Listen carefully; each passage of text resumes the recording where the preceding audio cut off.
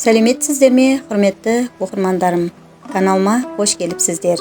Сіздермен бірге Мадина Болатқызы. Өлең жолдары. Әйелдер. Әйел барда әнде күйде төгілген. Әйел барда еркек сорлы семірген. Әйел қанша нәзік, әлсіз болса да, еркек байғұс әйелдерден жеңілген.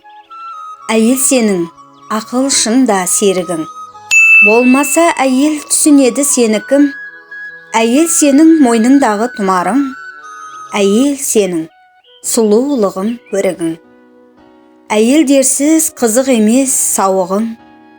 Олар жоқта қара түнек бәрі мұң. Көңілің болмай мына өмірден зеріксең, әйел алшы бауырым. Әйеліңді еркелет те жалын бер. Сонда ғана жақсы көріп жаным дер.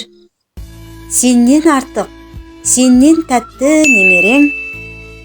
Қартайғанда әйел сені шалым дер. Әйелдерді еркектерден жаратқан, еркектерді әйелдерден таратқан. Еркектердің барлық тыным тірлігін айналып кеп әйелдерге қаратқан.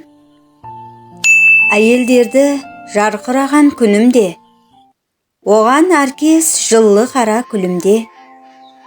Әйелдерге керек емес қаталдық, сондықтан да ашуланба бүлінбе. Әйелдердің бар қаруы тілінде, жақсы өмір сүрем десең бауырым, әйелдерге дұрыс сөйле, күлімде. Әйеліңді жеңем десең осылай, тыныш өтпес күнің түгел түніңде. Әйел сенің қабырғаңнан жаралған, түзей алмай жеңілесің түбінде.